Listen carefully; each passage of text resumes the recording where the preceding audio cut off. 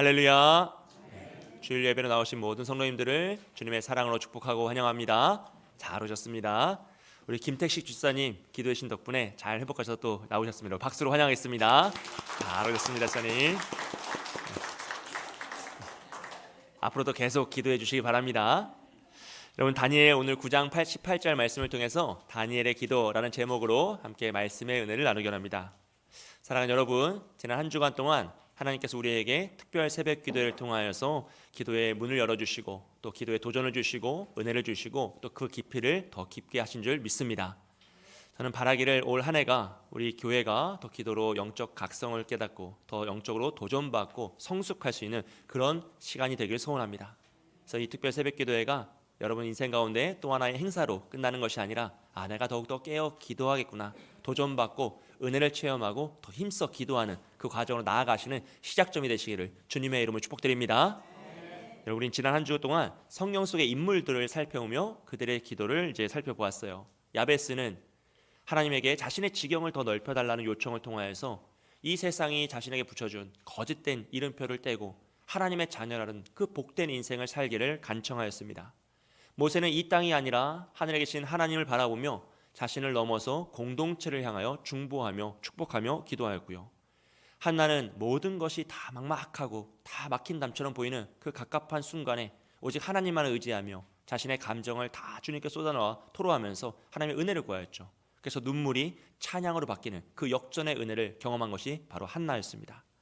솔로몬은 하나님에게 듣는 마음을 주사 하나님께서 나에게 주신 이 직분을 능히 감당할 수 있게 해달라고, 이 백성들을 정직하게 잘 다스릴 수 있는 지혜를 달라고 요청하였고요.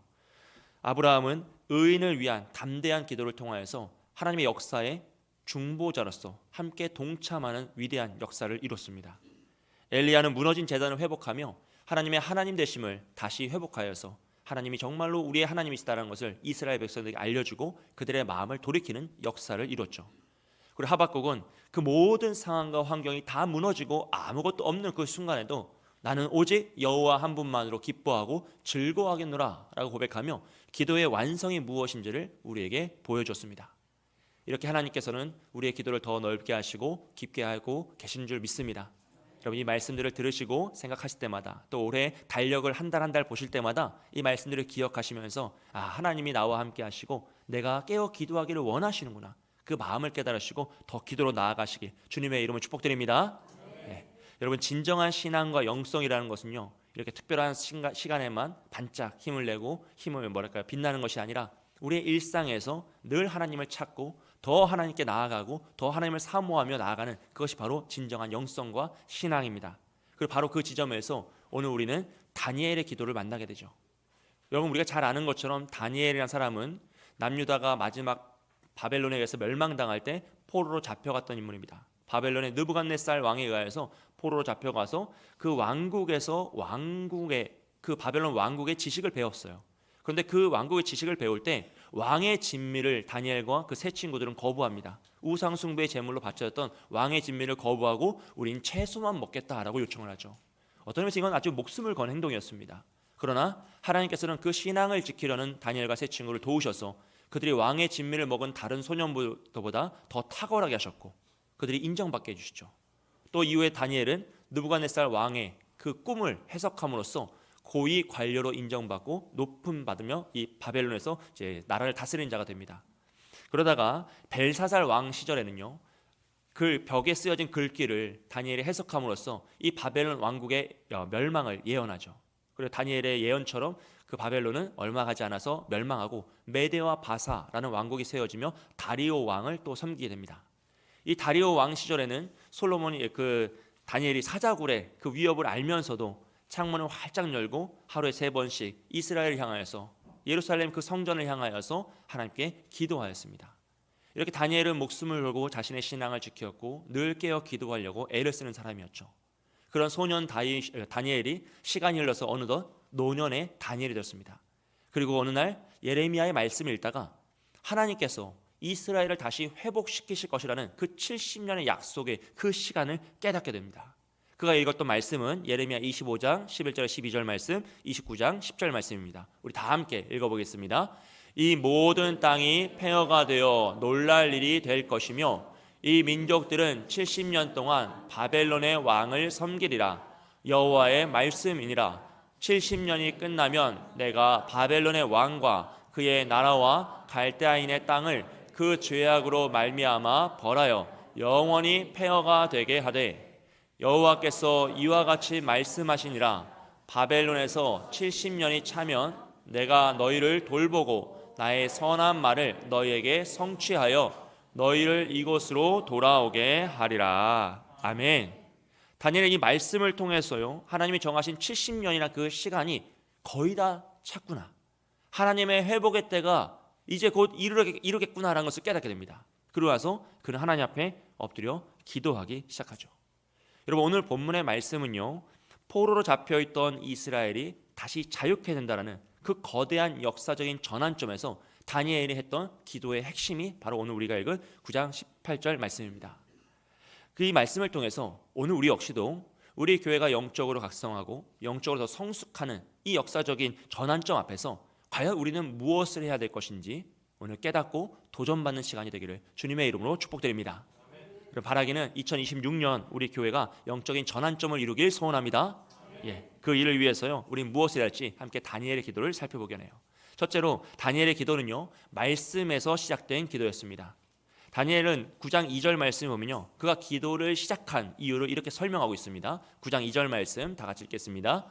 곧 그 통치 원년에 나 다니엘이 책을 통해 여호와께서 말씀으로 선지자 예레미야에게 알려주신 그 연수를 깨달았나니 곧 예루살렘의 황폐함이 70년 만에 그치리라 하신 것이니라. 아멘. 다니엘은 예레미야 선지자의 그 말을 통하여서, 그 글을 통하여서 예루살렘의 황폐함, 이 포로기의 그 어두움이 이제 70년 만에 끝나는구나 라는 그 하나님의 회복의 약속을 깨달은 것이죠. 그리고 기도하기 시작합니다. 그러니까 다니엘의 기도의 시작은 단지 자신들의 감정과 상황에서 근거한 것이 아니죠. 하나님, 이 포로기가 너무 힘듭니다.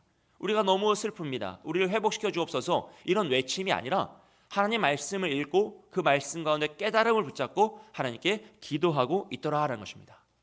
그의 기도의 시작은 감정이나 상황이 아니라 말씀이었다는 것이죠. 여러분, 이것이 바로 기도의 시작이고 첫 걸음입니다. 특별히 우리 교회는 이제 교회 처음 오신 분들도 많이 계시고, 기도가 무엇인지 잘 모르시는 분들도 계세요. 어떻게 해야 되는지 잘 모르시는 분도 계십니다. 그런 분들에게요, 오늘 다니엘의 기도는 참 모범되고 좋은 가르침을 주는 것입니다. 우리는 기도가 우리의 마음에서 시작한다라고 생각을 해요. 그래서 내가 마음으로 하나님을 바라고 내 마음을 쏟아내서 기도해야 된다라고 생각하지만요, 여러분, 성경은요, 말씀에서 기도가 시작해야 한다라고 가르치고 있습니다. 하나님의 말씀과 기도는요, 하나님이 우리에게 주신 은혜의 방편이기 때문에 절대로 떨어질 수가 없어요. 이것은 항상 함께합니다. 그래서 말씀을 붙잡는 사람은 반드시 기도로 나아갈 수밖에 없다. 말씀을 열심히 읽으면 이 말씀이 우리를 기도로 이끌어갈 수밖에 없다라는 것이에요. 그래서 우리가 상황이 어렵고 나의 마음이 어려울 때 우리는 마음에 집중해줘. 그리고 하나님께 내 마음을 쏟아놓으면서 간청합니다. 주여, 나를 도와달라고 애써서 기도합니다. 그리고 그 기도는 정말 좋은 기도입니다. 한나가 했던 그 기도이고, 한나가 마음을 쏟아놓을 때 그 슬픔이 찬양으로 바뀌었던, 하나님이 들으시는 기도예요. 하지만 하나님이 우리를 성장시키고 성숙시켜 가실 때 하나님은 우리가 마음을 쏟아놓는 자리에서만 멈추지 않고 다시 말씀으로 돌아오게 하신다는 거죠. 왜냐하면 감정에서 시작된 기도, 나의 감정만을 토로하는 기도로는요, 우리가 하소연하다가 기도가 끝날 때도 있고 나의 기도가 방향성을 잃어버릴 때도 있기 때문입니다. 우리가 하나님 앞에서 탄식하며 기도할 때가 있지 않습니까? 근데 기도를 막 하다 보면, 이제 눈물을 많이 흘리다 보면 뭔가 시원하긴 한데 무엇인가 결정적인 결론이 없이 내 기분이 다 해소된 채로 기도를 마칠 때가 있다는 거예요. 길을 잃을 수도 있고 하소연으로 끝날 수도 있다는 것이죠. 그래서 하나님은 우리를 이 감정을 표현하고 하나님께 토로하는 것에서 멈추지 않고 다시 말씀으로 이끌어 가십니다. 왜냐하면 말씀을 의지할 때 우리의 기도는 길을 잃지 않고요, 흔들리지 않기 때문이죠. 나의 감정은 늘 흔들리기 때문에 감정을 의지하면 기도도 흔들릴 수밖에 없어요. 하지만 말씀은 영원불변하신 하나님의 말씀은 변함이 없고 흔들리지 않습니다. 그리고 내 상황이 변하지 않더라도, 나의 아픔이 나를 떠나지 않더라도 나는 흔들리지 않고 오직 그 말씀만을 붙잡고 기도하며 나아갈 수 있게 되는 것이죠. 저는 꼭 추천드리는 것은 말씀을 붙잡고 기도하시길 추천드립니다. 특별히 기도가 무엇인지 모르겠다, 어떻게 해야 되는지 잘 모르겠고 뭐 하긴 해야겠지만 하나님을 부르지만 잘 무슨 말을 해야 될지 모르겠다. 10시에 내가 기도를 시작해서 교회를 위하여서, 환우를 위하여서, 가정과 자녀를 위하여서, 나라와 민족을 위해서 충분히 기도하고 눈을 떴더니 10시 5분인 거예요. 예, 당황스럽잖아요 우리가. 난 충분히 정말 깊이 기도했는데 당황스러워. 이걸 한 번 더 해야 되나 그런 고민에 빠지는데, 여러분 그때 우리가 해야 될 게 말씀을 붙잡는 겁니다. 무엇인지 뭘 해야 될지 잘 모를 때요, 말씀을 펴십시오. 그 말씀을 읽으시고 모르겠으면 모르겠다고 기도하세요. 알려달라고, 깨닫게 해달라고. 또 알겠으면 그 가운데 은혜를 받는 장면이 있잖아요. 이걸 말씀이 너무 좋고 은혜가 되는 마음이 있어요. 그러면 하나님께 감사를 드리십시오. 감사의 기도. 또 말씀을 읽다 보면 부러운 장면 있지 않습니까? 야, 정말 나에게도 이런 일이 있었으면 좋겠고 우리 가정에, 우리 자녀에게 이런 역사가 일어났으면 좋겠다라는 말씀이 있으면요, 이 말씀을 붙잡고 하나님께 간청하시는 거예요. 주님, 이런 일이 있었으면 좋겠습니다. 나의 인생에도, 우리 자녀에게도, 우리 가정에도 이런 복된 순간이 왔으면 좋겠습니다라고 그 말씀을 붙잡고 기도하시는 거예요. 그러면 말씀이 우리의 기도를 이끌어갑니다. 말씀이 가는 것까지 우리가 기도할 수 있고, 말씀이 멈추면 우리의 기도가 멈출 수 있게 되는 것이죠. 여러분, 기도만 하는 것은요, 길을 잃어버립니다. 또 말씀만 읽는 것은요, 그 말씀이 우리에게 지식으로만 남는 경우가 있습니다. 그래서 이 말씀과 기도가 항상 같이 갈 때 우리는 더 깊이 있게 기도하게 되고 바른 기도를 하게 되고, 이 말씀도 살아 숨쉬는 능력이 될 줄 믿습니다. 여러분, 지금 성경 통독이 한 달 방학을 하고 있어요. 그래서 처음 방학을 했을 때 많은 분들이 아침 시간과 저녁 시간이 너무 여유로워져가지고 깜짝 놀랐다. 뭘 해야 될지 모르겠다. 너무너무 시간이 많이 남는다라고 말씀하셨어요. 근데 벌써 열흘 정도 지나자 너무 편해진 거예요. 네, 너무 편해졌어요. 여러분, 성경 통독 방학을 했다고 해서 성경 읽는 것 자체를 멈추시면 안 됩니다. 네, 삶에서 조금씩 읽어가시면서 말씀 붙잡고 기도하십시오. 그것이 가장 바른 이제 기도의 태도이고 말씀을 깊이 깨닫는 역사입니다. 바라기는 우리가 이 사실을 통해서 깨닫는 것은요, 말씀을 붙잡는 기도는 흔들리지 않지만 감정을 붙잡는 기도는 흔들릴 수밖에 없다라는 것이죠. 그래서 오직 하나님 앞에서 우리가 말씀 붙잡고 기도하는 저와 여러분이 되시길 주님의 이름으로 축복드립니다. 네, 우리가 매일 저녁 밤 10시에 111 기도 운동을 하는 이유도 마찬가지입니다. 이 이유 때문이에요. 우리가 무엇인가 운동을 하고 또 무엇인가 프로그램을 진행하는 것이 아니라 우리가 말씀을 붙잡고 기도하는 이 영적 질서를 세우려고 하는 것이죠. 2월부터 다시 성경 통독이 시작됩니다. 그럼 매일매일 말씀을 읽으시고 그 말씀 붙잡고 하루를 마무리하시면서 더 기도로 나아가시는 거죠. 그럴 때 하나님께서 우리의 기도를 채우시고 또 우리의 기도를 더 깊게 하시고 우리의 기도에 응답하셔서 정말로 올 한 해가 우리의 기도에 응답을 받는 역사의 한 해가 될 줄 믿습니다. 여러분, 다니엘은요, 말씀을 읽고 깨달았잖아요. 그러고 나서 야, 하나님이 약속하신 70년이 거의 다 되었구나, 잘 됐다 하고 끝내지 않았어요. 하나님이 하신다고 하니 다행이다, 내가 할 일은 없구나 라고 멈추지 않습니다. 그 가운데서 자신이 해야 될 걸 깨닫고 하나님 앞에 기도하고 있는 것이죠. 왜냐하면 말씀을 들은 사람은 기도로 나아갈 수밖에 없기 때문이에요. 은혜의 방편으로서 이 말씀과 기도가 늘 함께하기 때문에 다니엘의 마음속에 말씀이 들어가자 그는 하나님 앞에 엎드려 기도하며 이스라엘을 향하여 회개하고 있는 것입니다. 그러므로 우리가 말씀을 읽고 깨닫는 자리에서 기도로 나아가시기 축복합니다. 여러분이 말씀을 붙잡고 더 힘써 기도하실 때 하나님께서 그 기도가 더 깊어지고 넓어질 수 있도록 축복하실 줄 믿습니다. 두 번째로요, 다니엘의 기도는 개인 기도가 아니라 공동체를 위한 기도입니다. 이 다니엘은 바벨론에서 여러분 말씀드렸던 것처럼 참 좋은 신앙을 지키며 경건한 사람으로 살아갔어요. 어린 시절에는 왕의 진미를 거부하며 목숨을 걸고 신앙을 지켰고요.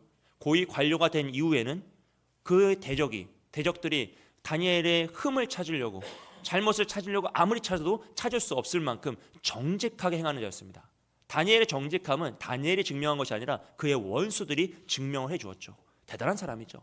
자신의 목숨을 걸고도 사자굴에 들어갈 만큼 기도를 쉬지 않았던 것이 다니엘입니다. 그는 누구보다 경건한 사람이었죠. 그런데요, 그가 하는 기도, 다니엘 9장에 나오는 기도의 내용을 보면 하나님, 나는 정말 최선을 다했습니다. 그런데도 포로로 잡혀온 것은 좀 속상한 일입니다. 하나님, 나는 억울합니다.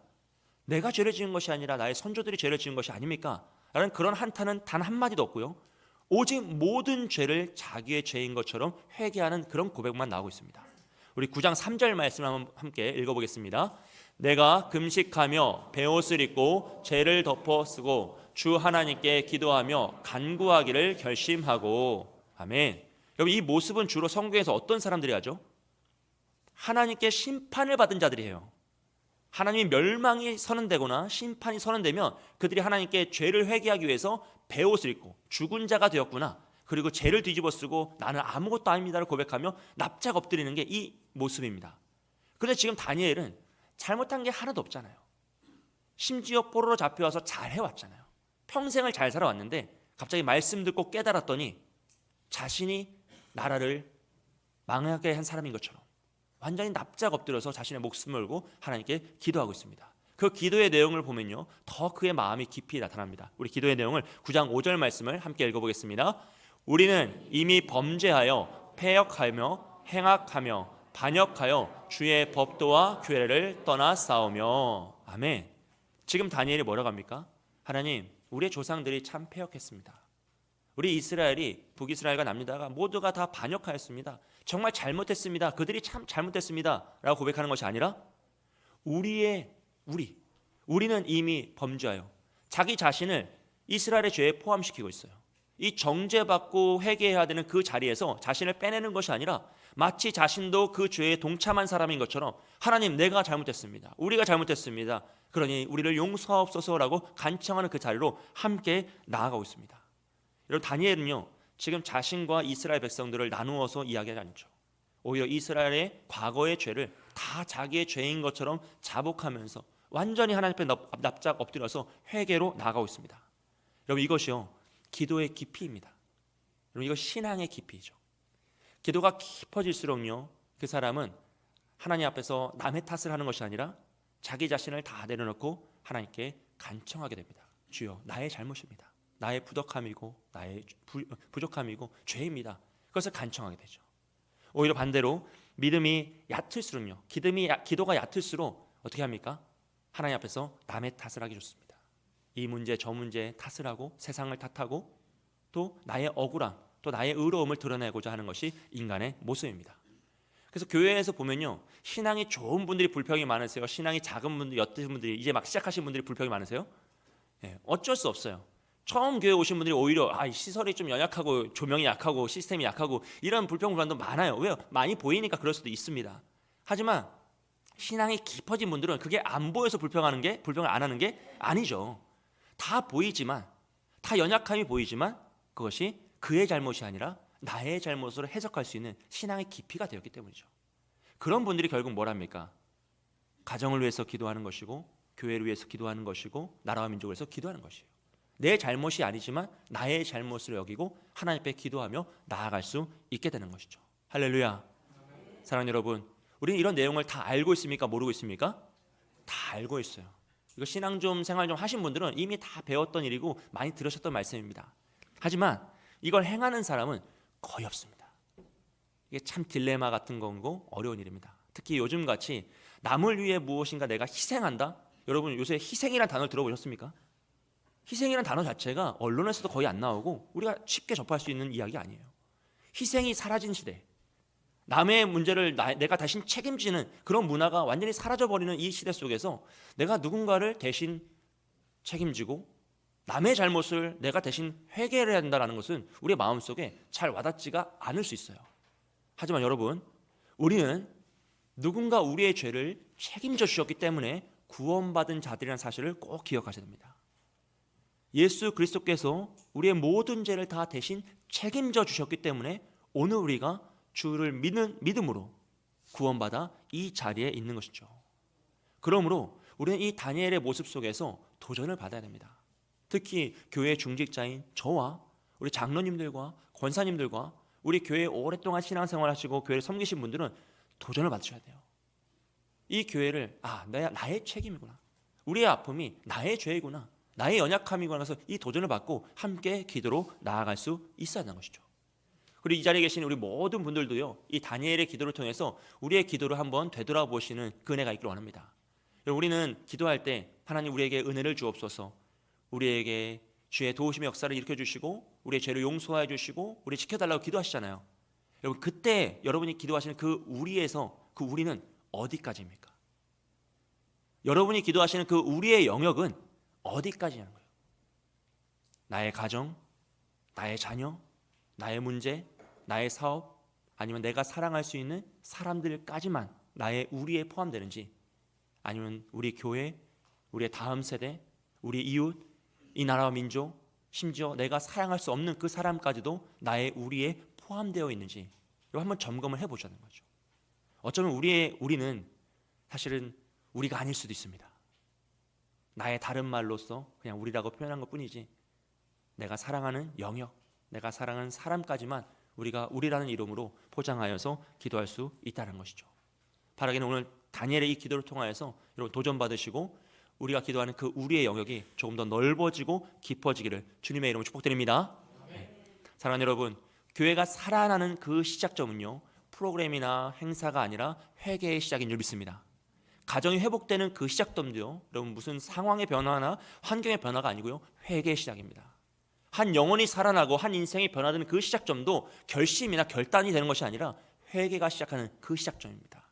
그럼 누군가는 책임지고 회개를 하기 시작해야 돼요.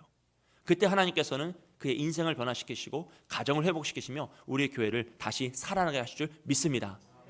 다니엘처럼 우리가 교회의 아픔과 그 상처들을 나의 아픔으로 나의 죄로 회개하며 나아갈 때 하나님께서 우리의 교회를 더 회복시키시고 살아 숨쉬는 그 믿음의 역사를 일으키실 줄 믿습니다. 특별히 새벽 기도가 끝났다고 여러분 기도를 멈추지 마십시오. 새벽을 깨우셔서 힘써 나와서 함께 예배하시고 하나님 붙잡고 기도하십시오. 그럴 때 나의 가정, 나의 자녀, 나의 문제, 나의 상황을 뛰어넘어서 우리 교회가 나의 문제가 되고 우리 이웃이 나의 이웃이 되고 우리의 다음 세대가 정말 나의 자녀가 되어서 우리가 더 넓고 깊고 정말로 풍성하게 기도할 줄 믿습니다.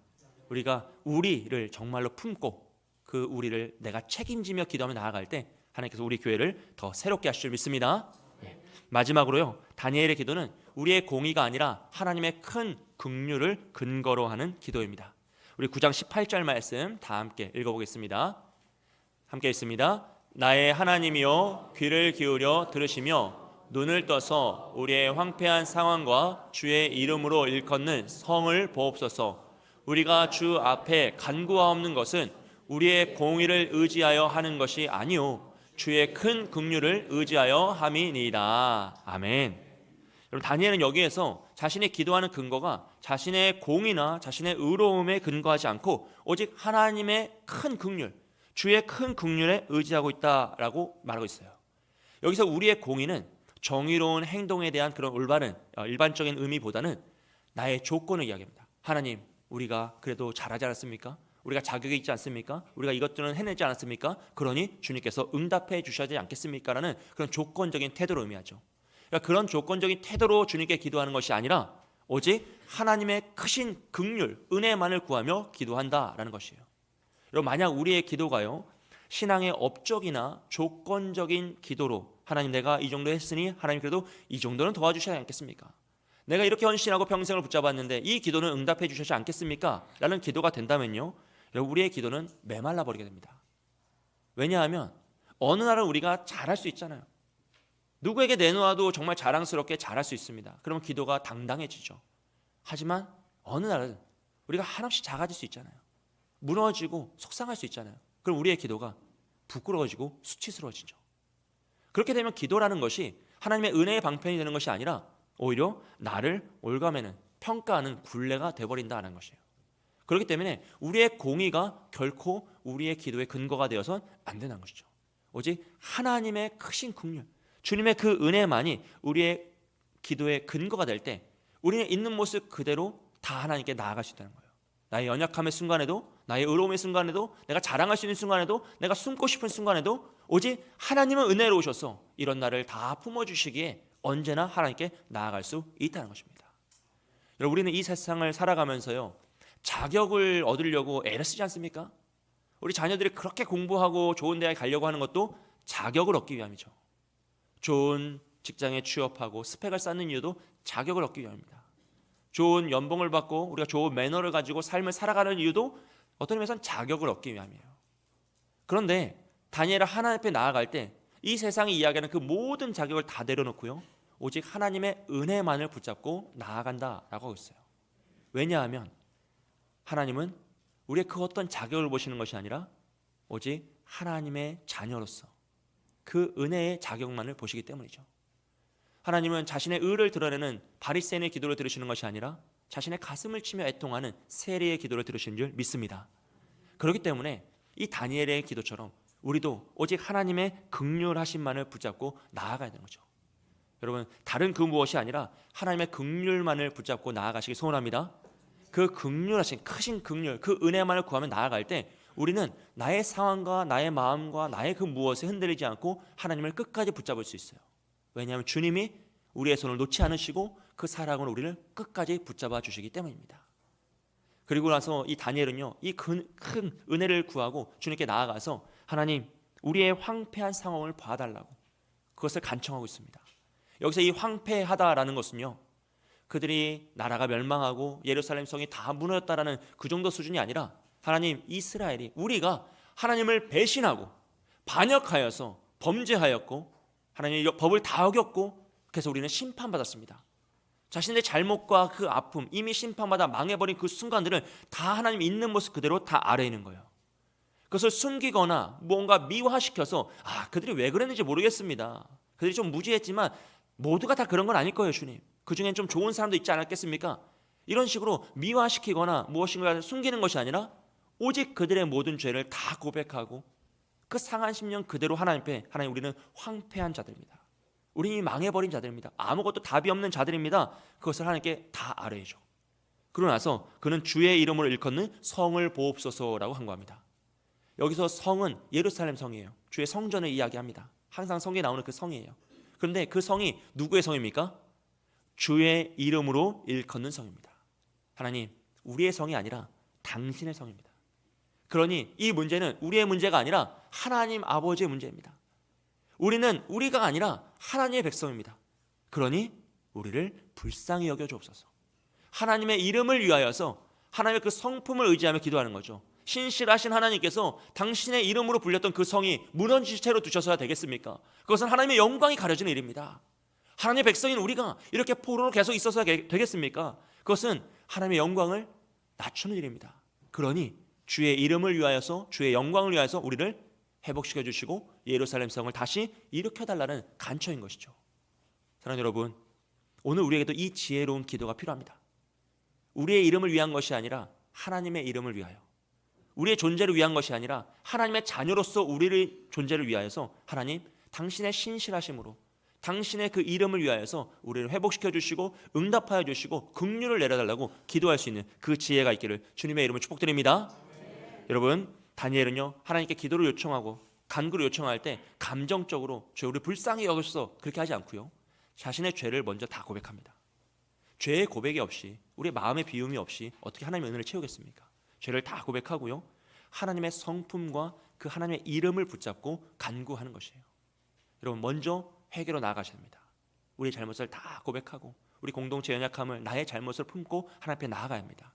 그리고 하나님에게 도움을 요청하는데 우리의 이름을 하는 것이 아니라 하나님의 크신 긍휼만을 붙잡고 하는 거죠. 주님, 우리 교회는 하나님의 교회입니다. 그러니 우리 교회를 하나님의 영광을 드러내는 도구로 사용하여 주옵소서. 하나님, 우리 가정은 하나님의 가정입니다. 그러니 이 가정이 깨어지지 않도록, 상하지 않도록 주님 붙잡아 달라고. 하나님, 우리의 자녀들은 하나님의 자녀들입니다. 그러니 하나님께서 그들의 인생을 책임져 주셔서 정말로 회복 역사, 은혜 역사가 임하게 달라고, 하나님의 영광을 나타내는 존재가 되게 달라고 간청하시는 거죠. 그리고 오직 하나님의 이름을 붙잡고 하나님의 크신 긍휼만을 붙잡고 기도하시는 저와 여러분이 되시길 주님의 이름으로 축복드립니다. 여러분, 올 한 해 정말로 우리가 기도하기 소원합니다. 우리가 더 깨어 기도함으로써 우리 교회 2026년이 우리에게 영적인 도전이 되고 영적인 전환점을 이루길 소원합니다. 매주 예배를 드릴 때마다 예배를 드렸다로 만족하시는 썬데이 크리스천이라고 살아가지 마시고 정말로 살아있고 능력 있는 그 신앙의 단계로 들어오셨으면 좋겠어요. 그것을 위해서 스스로 깨어 기도하십시오. 여러분이 스스로 깨어 기도하지 않으면 아무도 여러분을 깨워줄 수가 없어요. 제가 여기서 아무리 외친들 여러분이 기도하지 않으시면요, 함께 기도해 줄 수가 없습니다. 여러분이 기도하기 시작하시면 우리가 그 시간 모든 자리에서 함께 기도하며 다 같이 깨어 기도할 수 있습니다. 그때 우리는 더욱더 하나가 되는 것이죠. 바라기는 하나님 말씀을 읽고 매일 밤 10시에 깨어 기도함으로써 정말로 살아있는 하나님의 능력이 무엇인지 올 한 해 경험하시고 체험하셔서 더 깊은 신앙의 단계로 나아가시는 저와 여러분이 되시길 주님의 이름으로 축복드립니다. 제가 오늘 말씀을 마치면서 이 기도의 신비에 대해서 한 가지만 말씀을 드릴게요. 그럼 제가 111 기도 운동을 이제 하고 작정하고 이제 만들면서 중심 문구를 이걸로 세웠죠. 우리 함께 읽어보겠습니다. 함께 했습니다. 내 영혼아 깨어 기도하라. 기도하는 사람만이 응답받을 수 있습니다. 아멘. 이 말은요, 우리가 기도를 열심히 해내서 하나님의 복을 받자라는 이야기가 아닙니다, 여러분. 이 말은 기도하는 사람만이 응답받을 수 있다는 이야기인데, 왜냐하면요, 기도하지 않으면 하나님의 응답을 받을 마음의 그릇이 준비가 되지 않아요. 그럼 하나님이 우리에게 응답을 주셔도 그걸 응답으로 받을 수가 없습니다. 그래서 어떻게 하냐면 우연으로 흘려버려요. 하나님 매일 매 순간 우리에게 응답을 주시는데 기도하지 않으니 그 응답을 받을 그릇이 없어서 다 우연으로 흘려버리며 살아가는 거예요. 반대로 기도한 사람만이 하나님이 나에게 응답을 주실 때 그것을 응답으로 받으며 감사로 나아가는 거죠. 그렇기 때문에 기도하는 사람은 감사하는 인생을 살 수밖에 없어요. 여러분, 오늘 우리에게 주신 이 생명이 우연입니까? 응답입니까? 기도한 사람만이 응답으로 받는 거예요. 기도하지 않은 사람은요, 우연히 우리는 오늘을 살아갈 뿐입니다. 내일도 우연히 살아갈 뿐이에요. 그러니 우리의 인생에 펼쳐지는 모든 일들이 다 우연히 그냥 일어나는 거예요. 어느 날은 운이 좋아서 좋은 일이 일어나고 어느 날 운이 나빠서 나쁜 일이 일어났구나. 더 이상 답이 없죠. 왜요? 기도를 하지 않기 때문이에요. 오직 기도하는 사람만이 하나님이 나에게 오늘 이 생명을 주셨구나. 하나님이 나에게 이 하루를 선물로 주셨구나. 우리 가정을 선물로 주셨구나. 나의 자녀를, 사랑하는 가족들을 다 선물로 주셨구나. 그러니 감사할 수밖에 없는 거죠. 여러분, 기도한 사람만이 응답받습니다. 올 한 해 정말 깨어 기도하심으로써 하나님의 응답을 체험하십시오. 응답을 응답으로 받는 것이 정말 귀한 은혜입니다. 우리 모두가 이 응답을 체험하시는 귀한 한 해가 되시길 주님의 이름으로 축복드립니다. 함께 기도하겠습니다. 우리 말씀 붙잡고 기도할 때 하나님, 우리가 말씀에서 시작하는 기도를 허락하여 주옵소서. 매일 말씀을 읽고 그 말씀을 깨닫고 말씀을 따라서 기도할 때 하나님 말씀이 가라고 하시는 곳으로 가고 말씀이 멈추라고 하시면 멈출 수 있는 우리의 기도의 역사가 일어나게 해주시고 우리가 기도가 나를 넘어서 우리 공동체로 나아가기 소원합니다. 우리 교회, 우리 가정, 우리 공동체의 죄와 약함을 나의 문제로 회개하며 책임지는 신앙으로 내가 나아갈 수 있도록 성숙하게 해주시고 우리의 기도에 그 우리가 더 넓고 더 깊어지길 원하오니 주여 우리에게 주의 마음을 허락해 주셔서 사랑으로 이 모든 것을 품고 기도할 수 있게 해달라고. 우리 기도가 나의 공의가 아니라 오직 주의 크신 긍휼만을 근거로 하여서 하나님의 은혜 없이는 아무것도 할 수 없습니다라는 믿음의 고백으로 오직 주님의 의지하며 주님을 붙잡고 기도하는 우리가 되게 해달라고. 특별히 111 기도 운동을 통해 매일 밤 10시 우리 모두가 깨어 기도할 때 하나님 기도로 준비하고 기도로 성취하며 기도로 응답받는 한 해가 되길 소원하오니 오직 기도함으로써 하나님께 주신 그 응답을 응답으로 받는 은혜를 허락해달라고. 우리 자신을 위해서, 우리 교회를 위해서, 우리 가정을 위해서 함께 기도